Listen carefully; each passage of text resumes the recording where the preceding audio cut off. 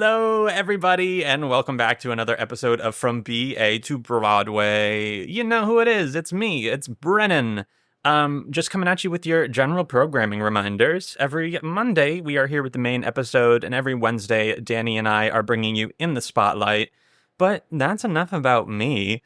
We're here today with the one and only Mr. Greg Laucella. Hello, hello. Greg, what is going on? Not much. I'm Just so happy to chilling. have you here. It's been so long since I've seen you. It really has. Jeez. Greg, for the folks out there, how do we know each other? We worked a survival job together. We sure worked did. at a restaurant in Times Square. Indeed. We did. With friend of the pod, Miss Claire. Yes, friend of the pod, Miss Claire, my queen. Yes. What a time. What a nice bond we have. Yeah, Trauma bond, who's to say? I don't know. I will say. Yeah, okay, great. I would say. Great. Yeah. Yeah, let's call it that. Yeah. Greg, who are you and what the heck do you do? My name's Greg. Yeah, it is. Performer here in New York. Mhm. Been living in New York since 2011. I'm okay to out myself. Okay, there I'm you okay go. to out myself because the serums that I use don't show that I've That been here is since so 2011. true. The youth is exuding off your body. We are trying. It's all smoke and mirrors and a little concealer, but here we are. There we go. That's theater. Yeah, but I'm a performer, server, Yeah. and Boy, do you serve. we serve. Yeah. We be serving. Amazing. Greg, did you go to school for theater? I did. Awesome. Where'd you go? Sensitive subject. Oh, love Went that. to the no longer existing University of the Arts in Philadelphia. What? Yeah, the school shut down. No way. Yeah, kind of unannounced and unprompted. Oh my God. Yeah, the president just sort of announced with no warning. Oh my God. Yes. Okay. Yeah, no, yeah, I yeah. remember. Understood. Yeah, but I went there a million years ago, so my experience was quite different. You than didn't what- have to say that. You Oh, didn't have to out I'm yourself like proud of myself for being an old man. that. Was that a BFA program? Yeah, it was a BFA, Okay. so I got my BFA in musical theater. Copy that. Love Yeah. that. Folks, today we're here to talk about working on a cruise. Cruise life. Greg, you've done that before. I did. Yeah. I did. I have never been on a cruise. It's a wild experience. From what I understand, it is a large boat in the water. That is fact. Oh my God. Okay, great. Which I still don't understand the science of how those things stay afloat, I but that's mean, not my job. No, that is not. I guess there's a lot of air in them just due to this. Yeah. But yeah, that's all I can give you. Yeah, I know nothing. Greg, tell me about your cruise life. So my first cruise ship contract was back in 2015. Okay. I had no idea what I was getting myself into. Gotcha. Cruise ships weren't really a thing on my radar at the time. Okay. I had moved to New York straight out of college, Mhm. and I had been working regionally, and I did like a non-equity educational tour at the time. Heard. And so I was in the city, and I had kept getting called in for this one cruise line Mhm. from my senior showcase. Gotcha. And so over the course of about 4 years, I kept auditioning for them and going in for them. And it's a company that I've always respected, and I like their work. Yep. So I was like, okay, this will be on my radar. Like, you're only young once. Mhm. And it just never happened for me. Heard. So I kind of gave up on it. And then out of the blue, they called me. There was a blizzard in New York, and Crazy. they called me the morning of the blizzard, and I was walking home from an adult beverage store to prepare for the snow. Adult beverage store. An adult of course. beverage store. Of course, as we do. Yep. My agent called and was like, hey, there's an immediate need on this ship. Can you quickly film yourself singing this 8 bars? Love. Went into my apartment, sang with like nothing behind me against a course. chalkboard wall. Of course. And then literally 24 hours later, I had a offer, and I went to go do my first ship contract. Amazing. And I had no clue what I was getting myself Mhm. into, but it truly was one of the best experiences I've ever had. They don't really teach you about that in school. They don't. No. And I don't think you can be taught. Heard. I really don't, because ships are such a bubble, Mhm. and it's a floating city. Yeah. Right. So within that city, you have your upper class hierarchy. You have all of these Wow. things, and like your entire world exists Mhm. in this vessel, and nobody really teaches you what that means or how to navigate that. You just kind of figure it out, or you absorb information from people that have done it before you. Yeah. I gotcha. That's crazy. Yeah. Are you one that deals with like monotony well? I love structure. Okay, great. And I am also a creature of habit. Heard. So I wouldn't define it as monotony. Yes. I would say that the structure of what that is resonates with me. Okay. It does not resonate with everybody. For sure. I find that when I have structure, Mm-hmm. I can like release into everything. Great. And I know then like I've got free time here that I can Mhm. do X, Y, Z. I don't like scrambling to find a schedule. Yeah. So the fact that every component of my life basically was laid out for me Heard. for like 10 months. Yeah. I thrived. And like the environmentally wise, like it was enough variance in it to Yeah.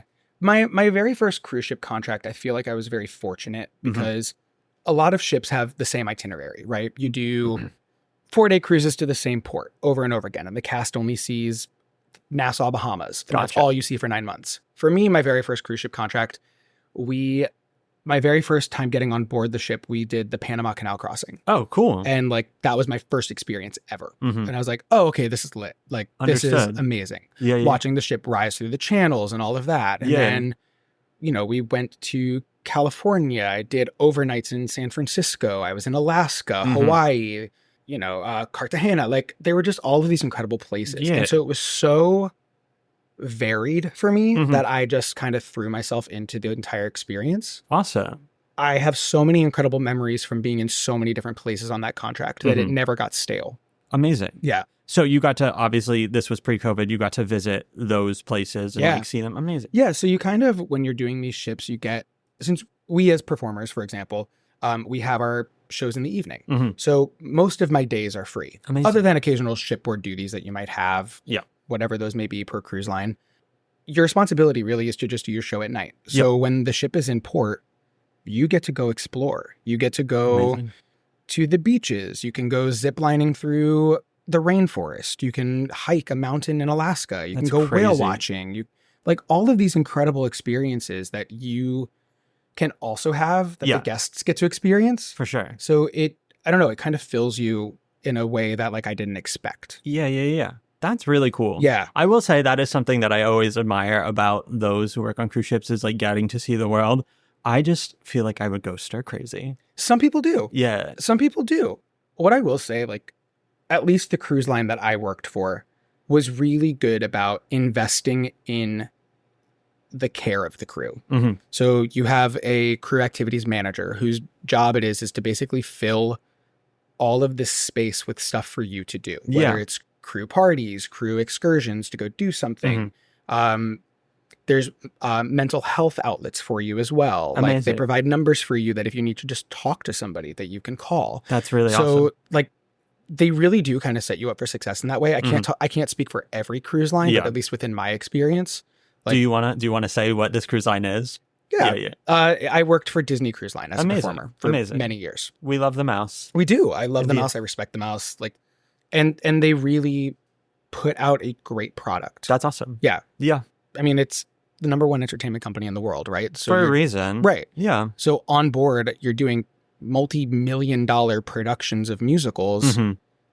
book musicals too. It's not just Which is awesome. Yeah, they're not just review style. You Mhm. know what I mean? Like you're telling the story of Frozen. You're doing Aladdin. You're Yeah. doing all of these things, Tangled, and you're bringing these storybook characters to life for all of these little kids in these multi-million-dollar productions. with Yeah. flight and projections and fireworks and all Mhm. of these things. Like you can't beat it. No. You really can't. Like also, like fireworks on a boat in the ocean is Yeah. crazy. I will say Disney is the only cruise line to be able to shoot off fireworks in the middle of the ocean. Thank God. Yeah. Because just a boat full of pyrotechnics is Yeah. terrifying. I know. That's literal warfare. It truly is.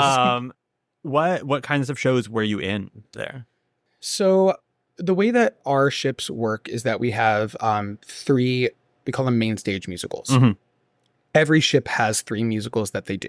And some of them are unique to that boat in particular. Yeah. I've worked on 2 of the ships in our fleet. Mhm. And so in my time, I did 2 original Disney musicals. Awesome. And then I also did Toy Story the musical. Oh my God. Yeah. Who were you? I was Slinky Head. Heck yes. Yeah. you were. Heck yeah. Yeah. So that show no longer exists within the fleet. Okay. It got retired, Mhm. and Frozen stepped in and took over its place. I've heard of that. Yeah, just this little, Yeah, this little indie film. We love niche. Yeah, exactly. So that took over on that boat after my time there, and then on my next ship we did Aladdin musical spectacular, Mhm. Frozen a musical spectacular, Yep. and then another Disney original ship show, a show created specifically for our fleet. Gotcha. So you were in both of those, all three so of those shows? Every performer, every main stage performer is in every musical. And so the great thing about it is that like you have one musical where you may be epically featured, like Yep. you have your role. Gotcha. And then in the next one you are ensemble. And then in the next one you might have, a small feature. Heard. They kind of vary the tracks in a way that everybody sort of has their moment to shine, Yeah, which yeah. I loved. Is that where you met Claire? Yeah. On the ship? You were in Yeah, the shows together? Claire and I did Frozen together. And Ellie? And Ellie. Oh my God. Yeah, so we did, there was this thing called COVID that kind of shut down the world. I don't know if you've heard of it. I'm very familiar with Are that you? at this point in time. Yeah, I don't know if everybody is. Yeah. But so COVID came and kind of Ruined decimated everything. decimated the entertainment industry. Yeah. And that includes cruise ships, For sure. which makes sense because cruise ships are a contained environment Yeah. where thousands of people are just walking around and anything can spread. Literal petri dish. Yeah, literally. Yeah. It is. It's just a science experiment on water. Mhm. I And- love that. Yeah, it really is. So we obviously all cruise ships got shut down hmm when the world was ready to sort of explore bringing boats back. Yep. I went to go join the relaunch cast of one of the ships, which is what Ellie and Claire were a part of. Gotcha. So there was a whole new element to cruise life with Mhm. dealing with COVID in particular. And there was a lot of trauma, and we trauma bonded, Of as you course. do, which the world did during COVID, not just course. specifically because of our experience. Yeah. And so we met through that. That was our experience. It was this Amazing. epic shared experience, and it created really deep relationships with people. And so I'm Heard. grateful that's carried over to the real world. Yeah. So what was the change like? Like what was the shift in procedure, the shift Ooh. in experience, other than rough? Yeah. I would say, I'll counter rough with rough on one side of the coin, but also like magical on the other side of the coin. of Because you had this time in our lives where we weren't artistic anymore. Yeah. And we weren't on a stage anymore. We Mhm. weren't able to interact with humans. So the opportunity to go back and just like, not just perform, but bring magic back to people's lives, which is Mhm. the thing that like Disney does so well, is like we pride ourselves on magic Yeah. and these experiences, right? Yeah. So being able to go do that, like balanced out any of the difficulty in navigating COVID. For sure. Bringing shows back on board was a really, it was an experiment. Yeah. It really was. Every day we learned something new. Every day rules or procedures changed Mhm. as we learned new information about how things spread, how we can seat people in a theater. Yeah. What is the safest way, not just to protect ourselves, but to protect our guests, Yeah. our audiences. So we were seating our theater with, you'd have one person sitting here, skip 3 seats, one person sitting here, Amazing. skip 3 seats, Amazing. and then skip a row, yeah. seat a person, skip 3 seats. So our audiences diminished in size. We increased the number of shows that we were doing Yeah. to be able to provide an opportunity for everybody to still experience theater. hmm And also what we were learning too is like singing with an audience in front of you. Yeah. There was a moment during our conversations of exploring reopening these ships of, can we sing within proximity of guests? Or are the particles that we expel while singing going to put people at risk? Yeah. And so every day it was this like wild navigation of what is safe for everybody hmm and how can we still provide joy to an audience and how can we still perform for Yeah. everybody while keeping everybody safe. That, like, what a crazy time. It Like, really obviously, but was. like, looking back, I'm like, I truly, when it first started, I was like, yeah, this is probably going to be like 2 weeks of our life. I thought it was 2 weeks too. Yeah, I was like, I'm sure we'll be fine. Yeah. Like, I got my groceries. I stocked up on some wine. I was Mhm. like, let's watch some Netflix. absolutely. And then a nice little break. exactly. I Yeah. was like, I will clock out for a little bit. Let's do it. Yeah. Working a million survival jobs. I was like, okay, Yeah. I'll take this moment. Did you get unemployment? I did. Heck yeah. I did. And really, it was the only thing that kept me afloat. Truly. Also, like, I had just graduated college too, so like that was also the most money I had ever made in my really? life. Oh, yeah. Like, I had just graduated. I had started working like regionally in costumes, so I was like making a good salary and stuff. But I got unemployment from that, and then I got the little stim checks in addition, and I was like, I was flying high. I was treating myself left and right. I was like, this is amazing. I moved during the pandemic. Yeah, and the only way that I was able to do it for the first time in my life without a guarantor was because of the pandemic relief. That's crazy. And like, really, it was the only way that I kind of, my lease was ending and I didn't know what to do. And it was, do I move home? How do I survive? Do I want to stay in the city? Even though like we were sort of the epicenter of everything during that time. And I wouldn't have been able to stay here if it weren't for that.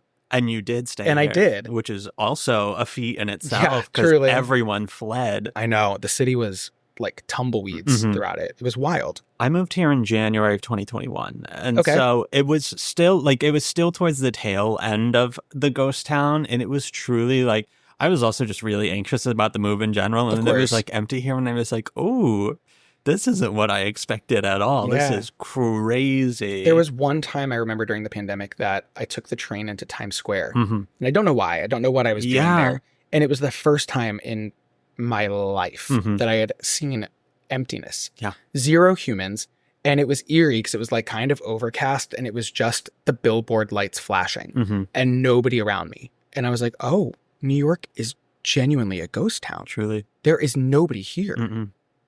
It was truly one of the most surreal experiences. Yeah. So then when Disney called to like give me this opportunity to go do this relaunch, I was like, I need something. I need people. I need energy. I need to perform. I need to sing. Like I need to do these things. And I'm so grateful that I did. Of course. Yeah. Yeah. Any opportunity to perform at that point. It seems like things have changed since, obviously, and things are kind of back into the swing of things. Yeah. Life on board is normalized, I would say. Heard. And again, it was a lot of trial and error for a very long time, even after my cast, because there was a resurgence of COVID. And, while the world was learning, obviously ship life is learning too, right?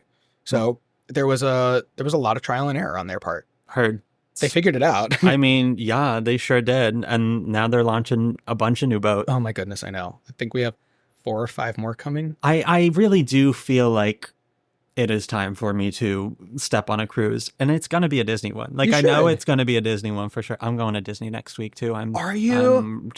I'm so ready to be there. Oh, I'm jealous. Obviously I've been needing to be there for since the last time I was there. But like, how long ago was that?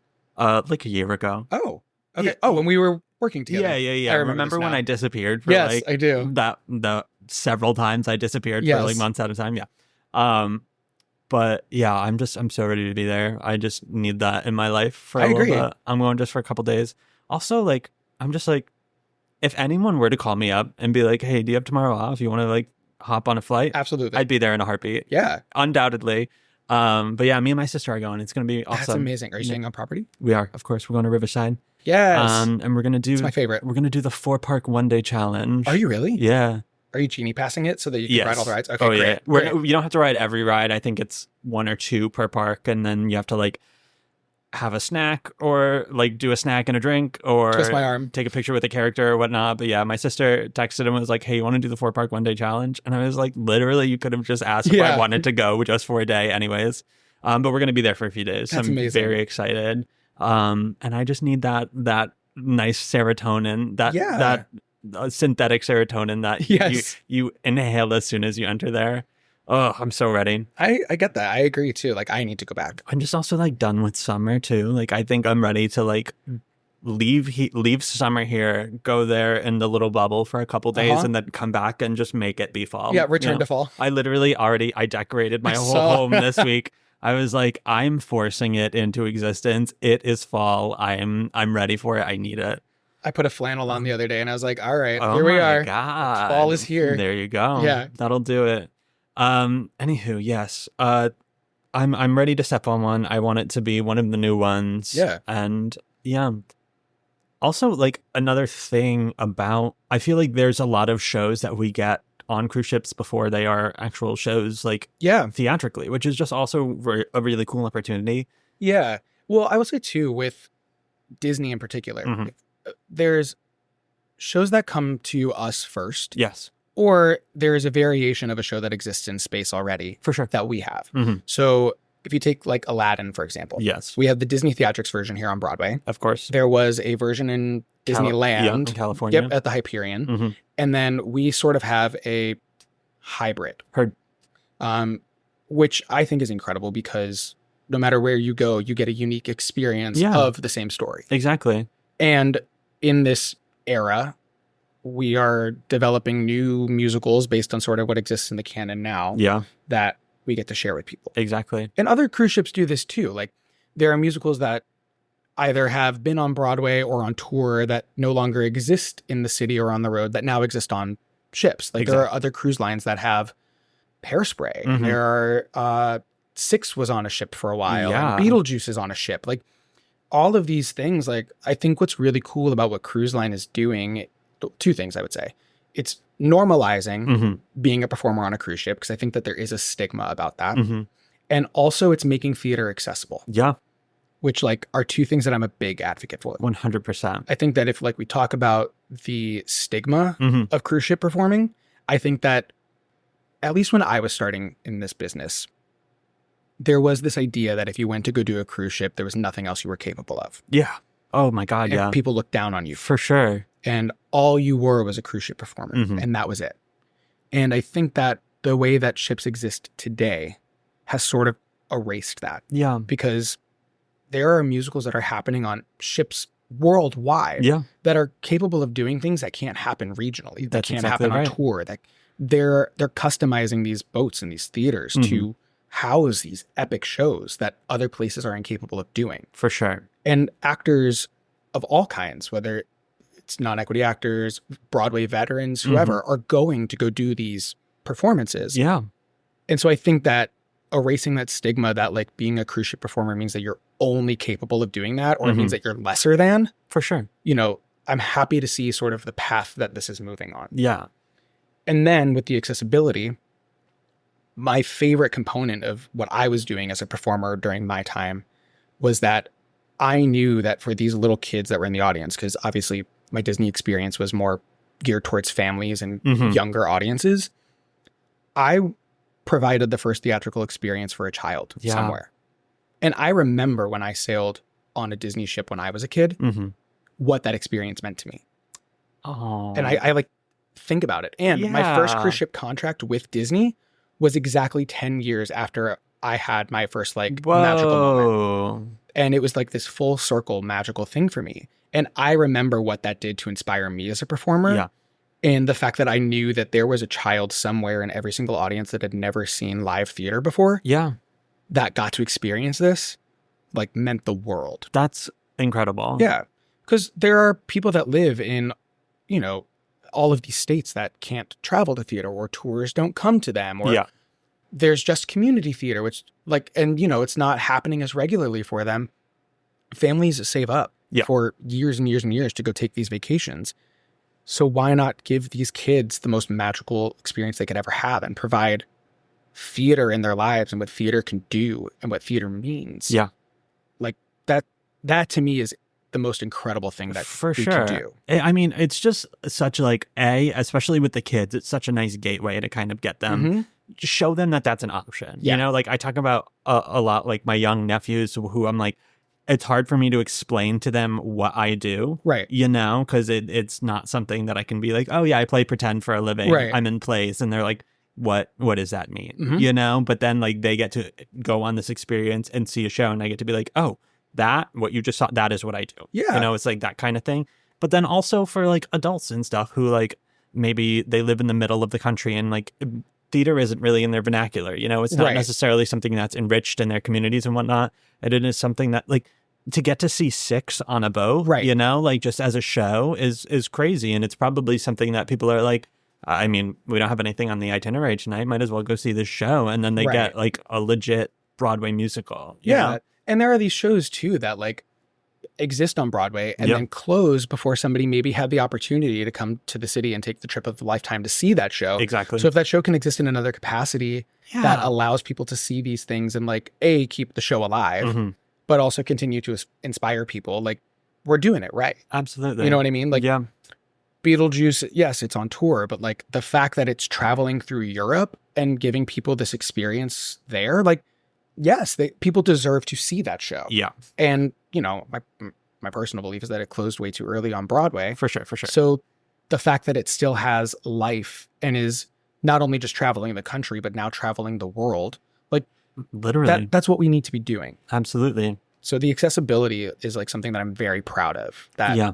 I got to be a part of, but that cruise ships in general do. Mm-hmm. It's like just a really great way of spreading it to the masses. You Yeah. know, not everyone can afford to go to New York. Well, I shouldn't say afford, because a cruise is definitely a chunk of change. Yeah. But like, and sometimes that is more accessible of a family vacation than bringing a bunch of children to this putrid city that we love and it holds so dear. You know, like the thing too, though, is if like we're going to talk about the accessibility of it, like on a cruise ship, a family pays one price and it generally tends to include everything. Yeah. It includes where they're staying. It includes all of their food. Some cruise lines include the alcohol packages for them. It includes childcare. So what you're paying may end up being more cost effective than what you're going to spend in New York anyway. And it probably will be. Right. Yeah. Because I know what a lot of these restaurants are charging. I charge people that as a server. Like, I know what it is. Oh my God. So if families are now saving a couple $100 or $1,000 to go have this experience where once you get on board, you don't have to worry about anything,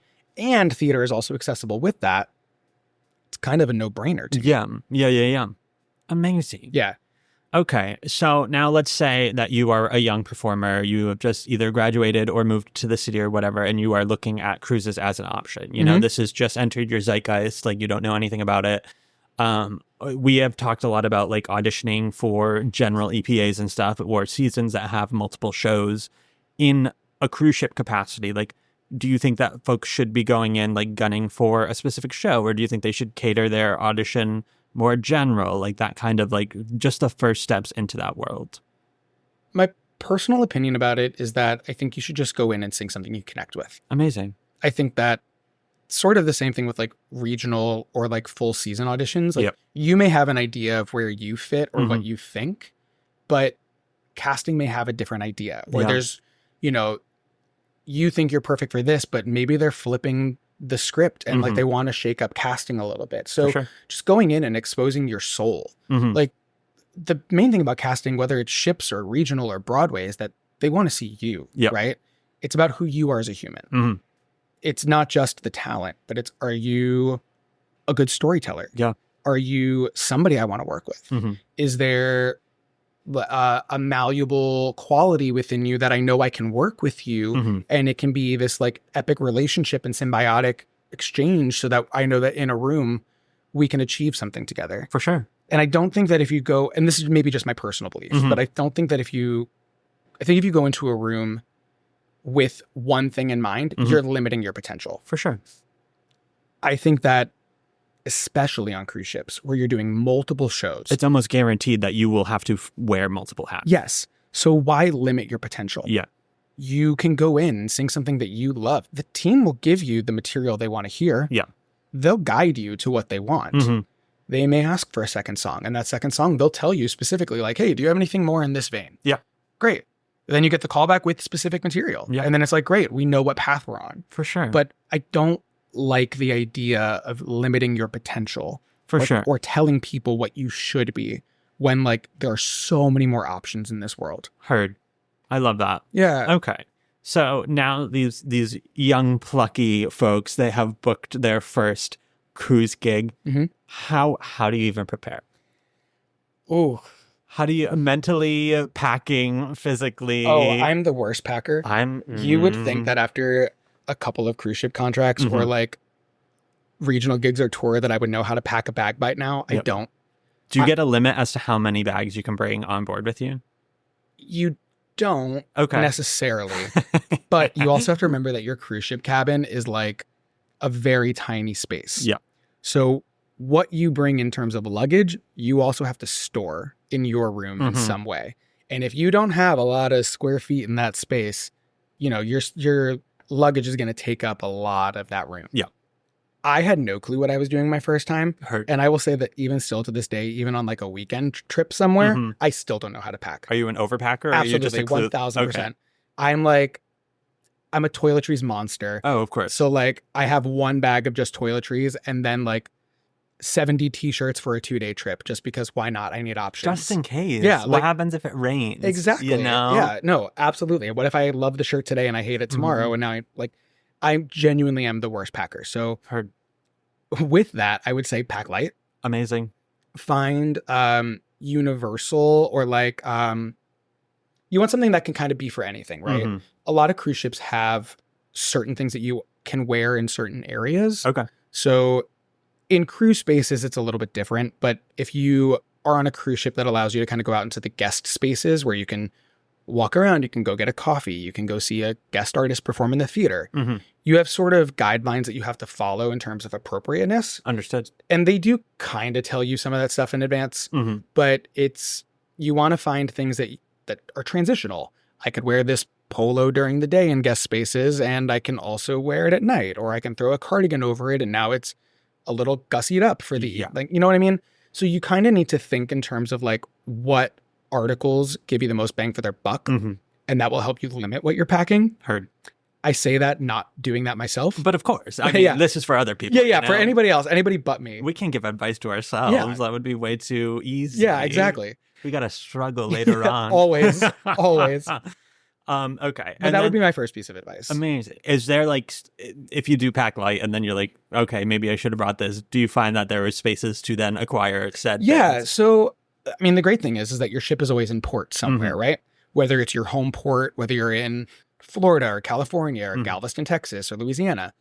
When guests are debarking the ship and you're waiting for your next group of guests to embark, that's usually a crew like reset day. Heard. So you will see everybody flocking to Target or Heard. Walmart or whatever, right? So you're not only just getting your clothes, you're getting your essentials, your Yeah. snacks, your toiletries, your whatever you may need. Maybe there's a themed party coming up and you Mhm. want to go get a costume piece or something that you can use somewhere down the road, For right? sure. So you have those options. Okay. You also have the ability to order stuff to the ship. Oh, okay. Most cruise ship ports provide their address to you. I would assume all. Yep. But like your home port provides a shipping address. Mm-hmm.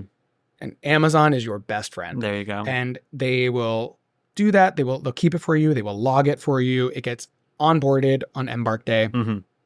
Somehow it is sorted.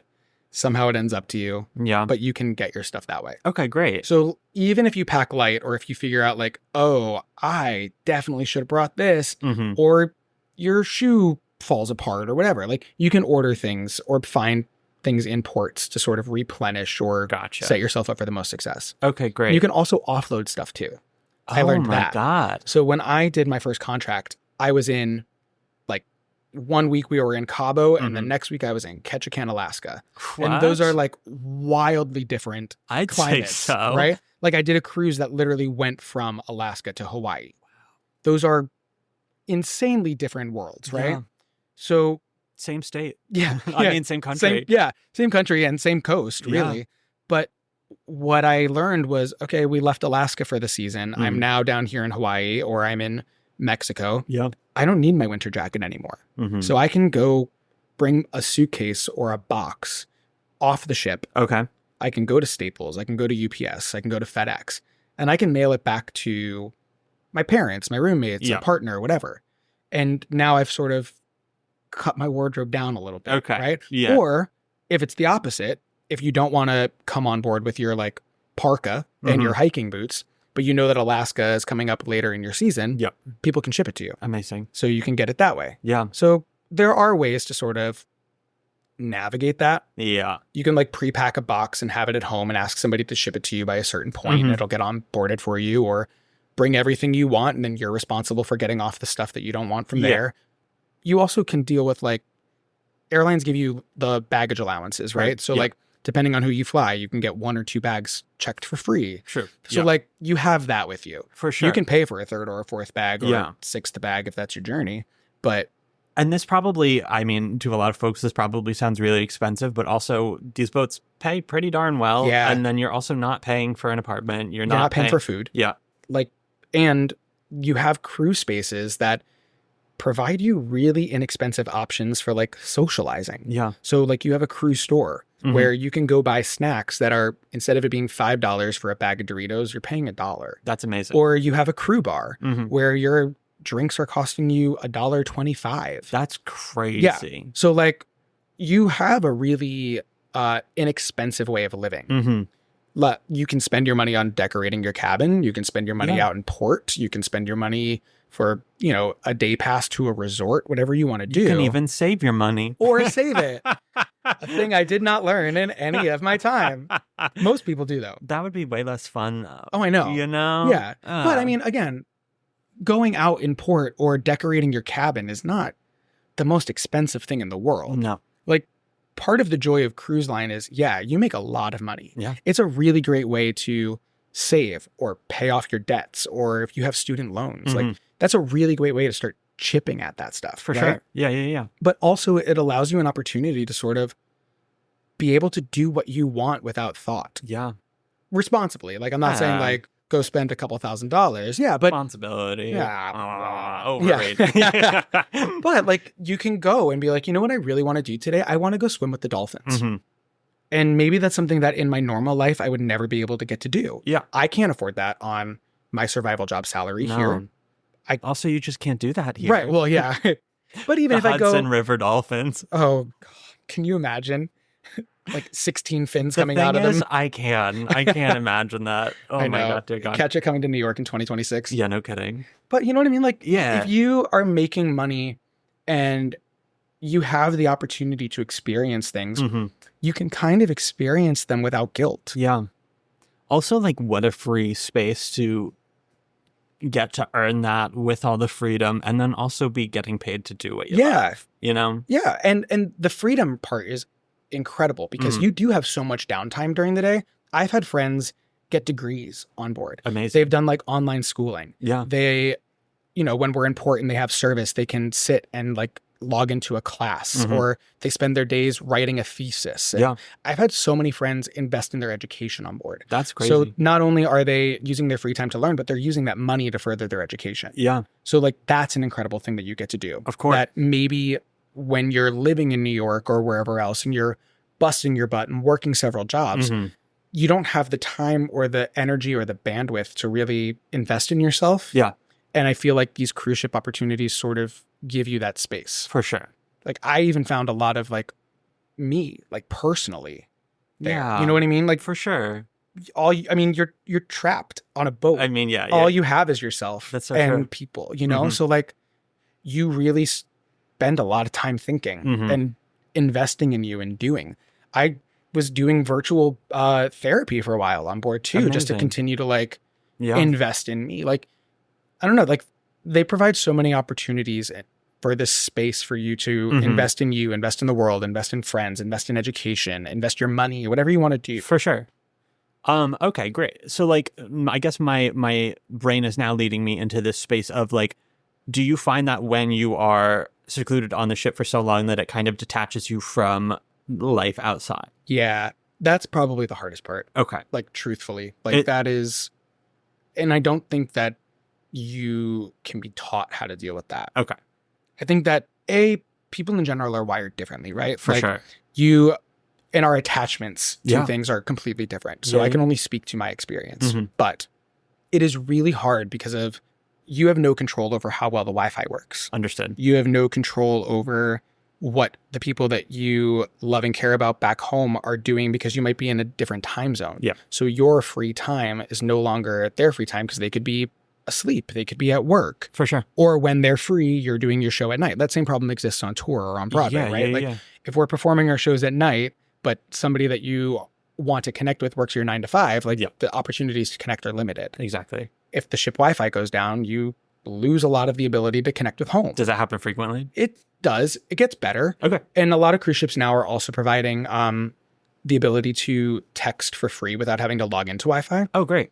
So back in my day, Yeah. you had to log in. You pay for Wi-Fi. Yeah. They had sails and oars and stuff back then too, right? And we would send smoke signals to communicate to people back home.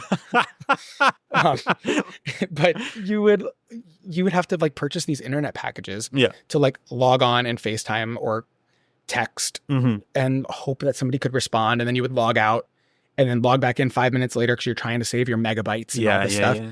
Cruise ships sort of invested again in our well-being. Understood. And so now things like iMessage and WhatsApp, you do not have to log into Wi-Fi to do. Amazing. You can just do. Yeah. So you can now connect with people back home on a more regular basis. Again, it's dependent on if the Wi-Fi is working or the services are working on board. Because sometimes if you're too far away from land or if there's a storm or anything like that, like, you lose that connection. But the ability to talk to people back home is better now. Heard. But it is difficult. What is your advice in terms of how to navigate that? Just in terms of, or are there any lessons that you learned and you were like, okay, now I know for the future that I should do things in this way? Yeah. I think that, in all of my contracts, I've learned a lot of lessons about communication back home. For sure. And I'm still learning that on regional gigs and whatever I do. I do think, though, that like making sure you carve out time to connect with people, like if you know that you're going to a coffee shop in this port, dedicate an hour to just texting people back home or FaceTiming or call your parents or whatever you need to do. Sometimes I feel like because we live in this bubble on board, you take for granted what exists outside of that. For sure. Your entire world, every relationship, all of your dramas, everything exists between these like metal walls that are just magically floating on water, right? But you have an entire life back home. For sure. And like you kind of have to remind yourself that this is just a bubble. Yeah. The world is bigger than this. So I have to remind myself to actively be like, okay, I'll be late to this crew event tonight because I know that I can catch my sister here for 20 minutes or whatever it is. So like really just reminding yourself like it's important to spend time reaching out to people because also you're gone sometimes for 7, 8, 9 months. Yeah. That's a lot of time. For sure. And there are so many things that I've missed in people's lives because I wasn't actively invested in reaching out to them. Yeah. Like I've had friends get pregnant and have babies in the entire time I've been on board for a ship contract. And I come back to land and I go to reach out to them and I'm like, hey, what's up? And they send me a photo of their like 5-month-old. Yeah. And I had no clue. And that's on me. Right? I mean, that's just something that you learn. Yeah. It's something that you learn. Yeah. So like that would be the first thing. It's just like making sure you carve out time and also relaying to the people back home that the expectation that you can communicate the same way that you do on land is not going to be the same way that you could do it on a boat. For sure. You are busier. You may have a crew drill. You may have a safety class. You may have this excursion that doesn't let you take phones on it. Like there are going to be things that you can't communicate as regularly as they may want to. Understood. And that's like also a lesson for the people in your lives to learn. Yeah. But you have to be a lesson in general. Yeah. Like just in general, y'all need to set your boundaries and your expectations, especially in this industry. Yeah. And communicate that. Like don't be afraid to communicate that. Like your relationships, whether it's a romantic relationship or a friendship or a familial relationship, like these people in your lives have these expectations because you have established that that's how you communicate on a regular basis. Yeah. And if we all sort of get on the same page right from the beginning and being like, hey, even if it's your first cruise ship contract, right? Like, I don't know what communication is going to be like, but I think we all just kind of need to be prepared that things are going to be a little bit different. Yeah. And it doesn't mean that I don't love you or I don't care about you or I don't want to know what's going on in your life, but I may not be able to talk as frequently. Quite legitimately for so many reasons outside of your Yeah. Heard. Okay. So then I guess in that same vein, is there anything that you feel like you need to be proactive about in terms of continuing your career post cruise ship? Like, do you need to be auditioning still while you're still on board? Is there the space to do that? Yeah, I have. Okay. I am very fortunate, like in my specific situation, that my agents were still very communicative with me for my cruise ship contracts. And I would get self-tape requests. Amazing. And I would find a random space on board wherever I could. And I would record a self-tape. Amazing. Or I would have a Zoom call back on a port day where I knew that, like, okay, I don't have to pay for Wi-Fi today. Hard. Like, and casting teams were generally pretty accepting. Yeah. Being like, hey, I'm currently on a boat. I cannot make the call back, but I am free this day between these hours if you do want to see me. Heard. And it's happened that I've had virtual callbacks with creatives for, some great projects while I've been on a boat. Of course. So actively auditioning, especially towards the end of your contract, you'll start to see your casts get really like squirmy for like, oh God, this is ending. What's next? What's next? What's next? Yeah. So it's a lot of self-submissions. Mhm. It's a lot of creating your self-tapes, using your time on board to build your website or build your reels, Yeah. right? Like you can do all of these things to invest in yourself as a performer still, so that when For you sure. come back, you're like ready to hit the ground running again. You know, like if you need to get those new headshots, now you've made that cruise ship money. So book your headshot appointment while you're still on board. Of course. So that way your appointment's like the week you get back. Yeah. And now you're ready to just like go. Exactly. As opposed to coming back, finding out that you have to wait 6 weeks to get your headshots done. Yeah. And then the turnaround time for the edit and the print. You've been back on land for 3 months and you still don't have it. For sure. So, you know, there are all of these things that you can do on board to kind of not let the momentum stop. Heard. At least that's what I try to do. I mean, yeah, that sounds just about right. And I think in general, the more proactive you can be, anytime, folks, headshots from a good photographer are going to take several months to get an appointment. And then from there, it's going to take several weeks to potentially months to get your headshots back, fully edited, retouched, whatever. So you got to plan ahead. And like that is the perfect time to do it if you got the free time and the space. Yeah. And also, like on cruise ships, you're working out, you're feeling great, you're like truly in like some of the best shape of your life, right? So why not come back to land and get a headshot that you know you feel confident in? Heck yeah. And like be able to present yourself in the best possible way because you know that you've spent this amount of time like investing in yourself physically, mentally, emotionally. Yeah. And that reads in your headshot. For sure. You know? Yeah. As opposed to like coming back to land and being like, oh God, what's next? What's next? And then, you know, you get your headshot and maybe that desperation or fear reads a little bit. Yeah. Oh, that's too real. I know. That's way too real. Okay. And then I guess just kind of wrapping that up, like, do you have any advice in terms of like how to find your life and craft your life on board? Like in terms of like the stark environmental shift from living in wherever to then just being on a boat with a bunch of strangers, you know? Yeah. Well, I would say you have rehearsal period on land, right? Oh, yes. Like True. Every cruise ship has their rehearsal studios, whether it's in Fort Lauderdale, Tampa, Toronto, wherever. So you get 6 weeks, 2 months with your cast. So like the first thing I would say is even before getting on board, like invest in your cast. Yeah.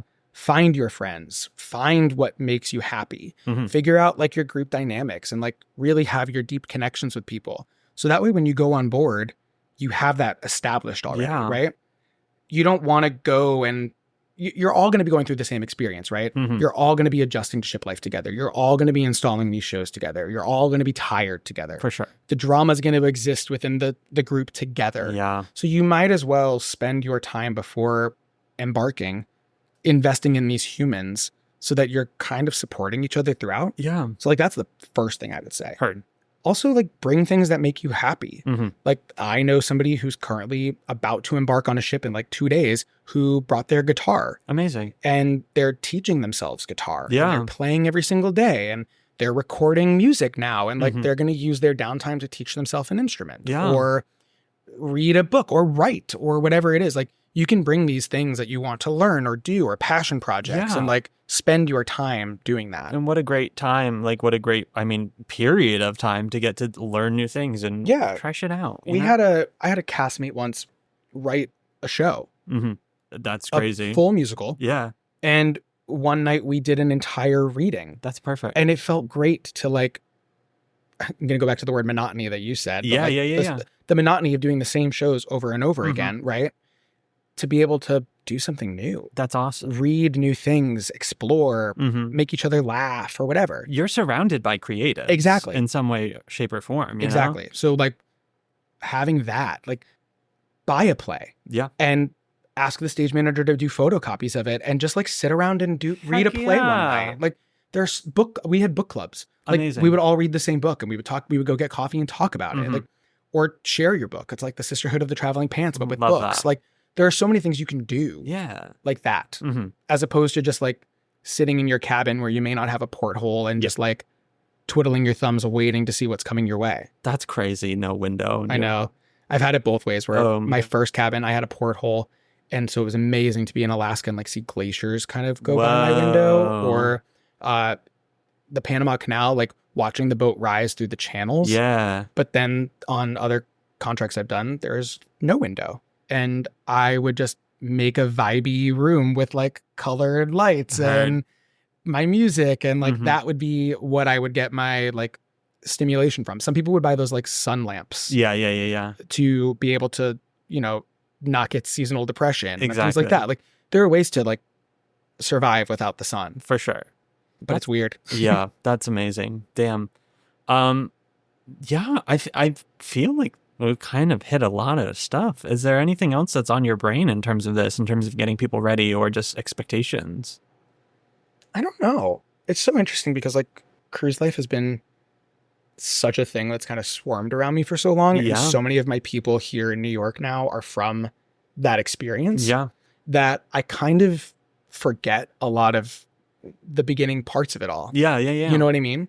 Which amazing. Yeah. It's awesome that these relationships have stood the test of time, you know? Yeah. And I'm grateful. I mean, they're truly some of my best friends or best people in my life are from that. And I will never lose them. Yeah. And that is something that I'm extremely grateful for. Like investing in these people when all you have is each other. That, you know, people joke like one day on the ship is basically like 1 month on land. Yeah. So like you invest hard and you feel hard and you progress rapidly in all of these relationships with people. So that way when you come back, your bond with these people feels like you've known them an entire lifetime. Yeah. Even though you may have only worked with them for 7 months. For sure. I don't know. I feel very grateful that these people are in my life and that we're rooted in such deep connection and experiences together. That's that, like, great. I wouldn't trade it for anything. That's amazing. And then you all get to come back to the same place, you know? Yeah. Beautiful. And we can like laugh about what a weird and wild time we had. And that is theater. That is theater. That is our life in this industry. Yeah. Oh, I love that. Yeah. Rock and roll. Did I answer your question? You sure did. Do you have any other questions? I don't think I do. I don't know what else to talk about. I think this was really great. Okay. I learned a lot. I mean, as someone who's never done this, I've learned a ton. Good. Rock and roll. Yeah. Okay, folks. As always, we are rooting for you. Go out there, get on your cruise ships, you know, get your bag, do your gig. We are your biggest supporters. And you can be our biggest supporters by finding us on Patreon. Yes, of course, that is patreon.com/beatabroadway. Your normal disclaimer, we are not gatekeeping any information on there. That is just for fun, bonus content, silly stories, etc., etc. You also get the perk of our principal tier Patreon members get to choose the shows that Danny and I talk about on In the Spotlight every Wednesday. So if you want to get more involved in that way, come through. Let us know what you want to hear. As always, you can find us on most social media at BA2Broadway. Greg, where can folks find you if you want to be found? I'm on Instagram. Yes, my you are. Instagram is my name, Greg Laucella. Amazing. GreggLaucella. I've been very bad about using social media for myself, but I am there if you want to connect. That is so fine. Do your thing. That's the main hub. Yeah, it is. It always is. Yeah. Greg, thank you so much for being here. Oh my God, thanks for having me. You are welcome back anytime. This was an absolute pleasure. Thanks. And folks, until next week, bye. From BA to Broadway is created, produced, and edited by Brennan Stefanik, music by Dylan Kaufman, and cover art by Jordan Vongsithi.